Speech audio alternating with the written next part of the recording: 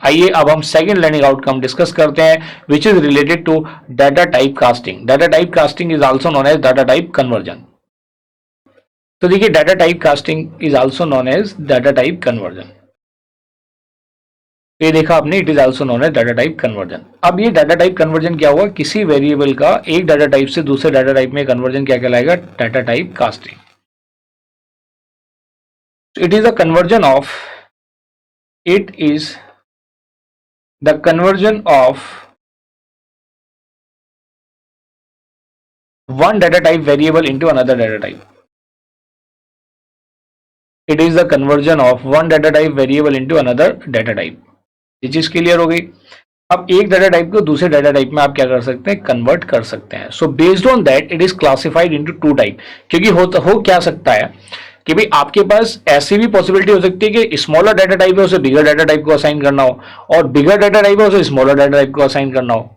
Are you getting my point और not? जैसे मैं कहता हूं भाई मेरा ये कैरेक्टर है, for example this is my character, ये मेरा इंटीजर है, say this is float and say this is double.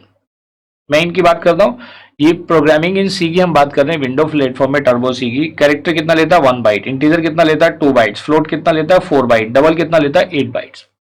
अब इस केस में क्या है कि दो पॉसिबिलिटीज हैं कि भाई आप स्मॉलर डाटा टाइप मतलब कैरेक्टर को इंटीजर को असाइन कर सकते हो, कैरेक्टर फ्लोट को असाइन हो सकता है, कैरेक्टर डबल को कर सकते हैं आप।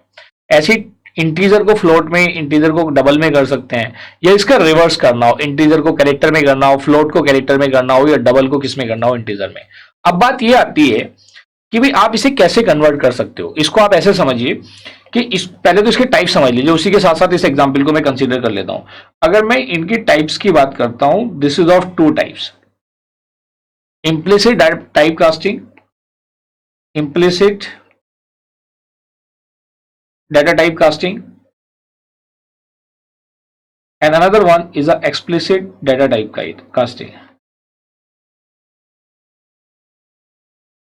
Explicit data typecasting। तो देखिए implicit data typecasting क्या कहता है।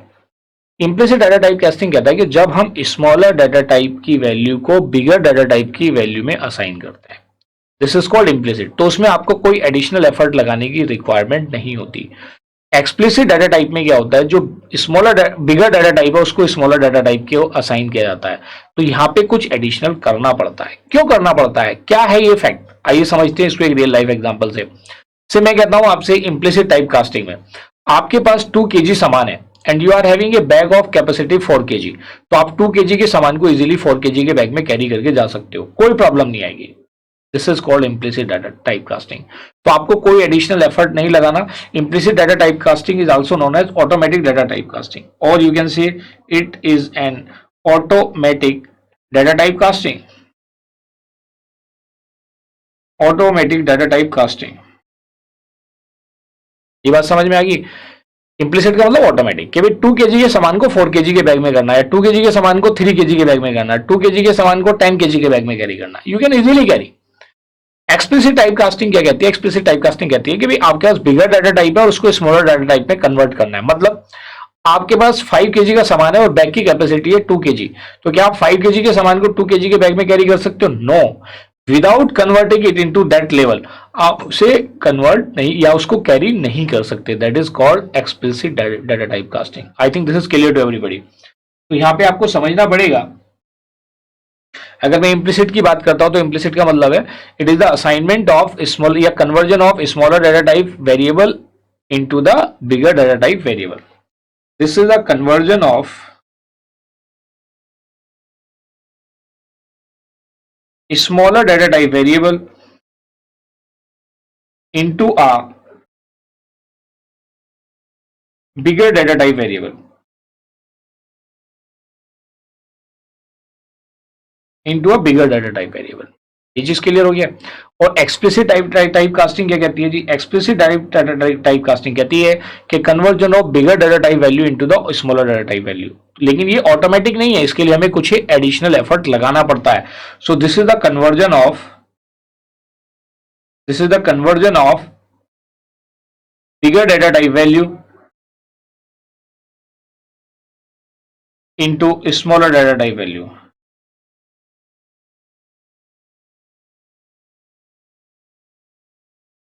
क्या है, it is a conversion of bigger data type value into smaller data type value.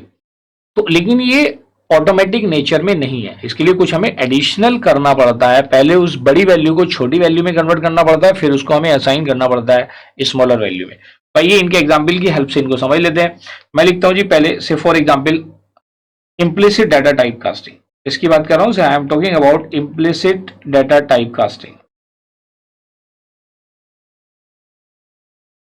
तो इन इम्प्लिसिट डाटा टाइप कास्टिंग को आप कैसे समझेंगे?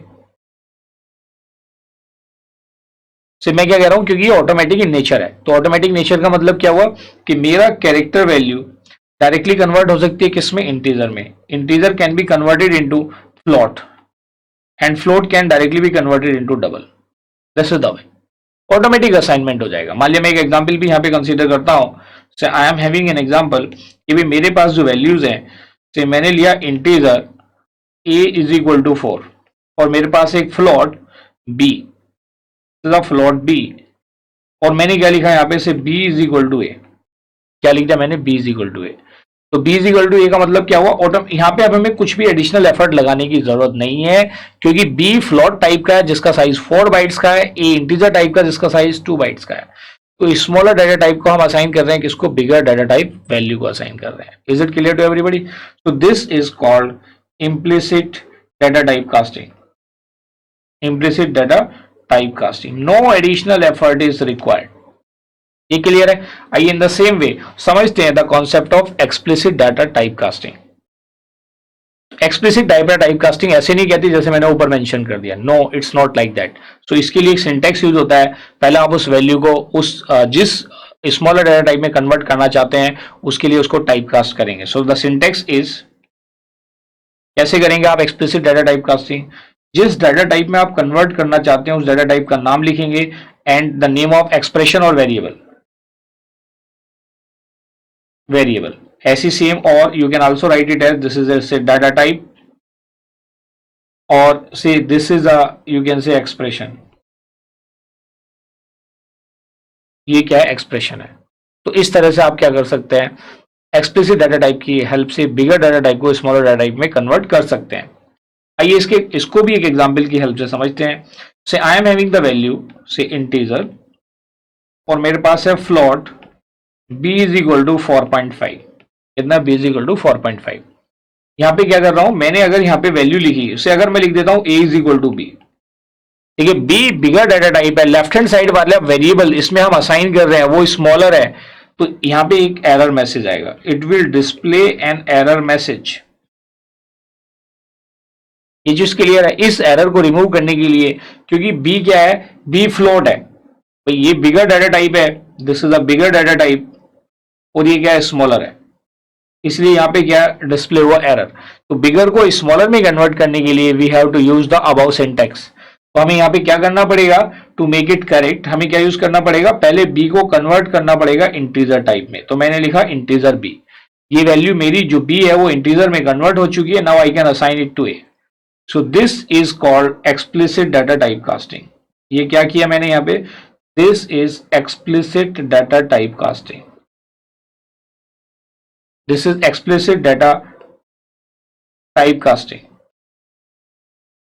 आई think this is clear to everybody कि कैसे इम्प्लिसिट और एक्सप्लिसिट वर्क करता है। बस आपको बैग वाला एग्जाम्पल याद रखना है कि सर ने कुछ ऐसा बताया था कि आपके पास इम्प्लिसिट में सामान कम है और बैग का साइज बड़ा है, स्मॉलर टू बिगर, और बिगर टू स्मॉलर में अगर आपके पास सामान ज्यादा है, बैग का साइज छोटा है, तो उसमें कैरी नहीं कर सकते, इसलिए उसको हमें क्या करना पड़ेगा, ब्रेक करना पड़ेगा।